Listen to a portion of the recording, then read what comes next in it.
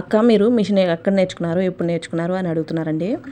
నేను మా అక్క దగ్గర నేర్చుకున్నానండి. మా అక్క అయితే 20 సంవత్సరాల పైనే ఎక్స్పీరియన్స్ అనమాట. నాకు 10 సంవత్సరాల పైనే ఎక్స్పీరియన్స్. మా ఇంట్లో అందరూ మిషన్ కుట్టేవాళ్ళనండి. మా అక్క, నేను, మా చెల్లి, మా వదిన ఇలా అందరం టైలర్సే అనమాట. మా అక్క నాకు నేర్పించింది, నేను మా చెల్లికి నేర్పించాను. మా వదిన మా ఇంటికి రాకముందే నేర్చుకుంది. మా వదిన మా చెల్లి అయితే వాళ్ళ పిల్లలవి మాత్రమే కుట్టుకుంటారు. నేను మా అక్క కస్టమర్స్వి కూడా కుడతాము.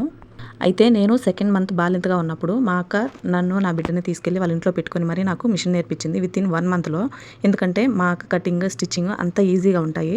ఇంకా థర్డ్ మంత్ రాగానే మా ఇంటికైతే వచ్చేసాము. నడక నేర్పిన తల్లిని, విద్య నేర్పిన గురువుని అయితే అస్సలు మర్చిపోకూడదు అని అంటూ ఉంటారు కదా.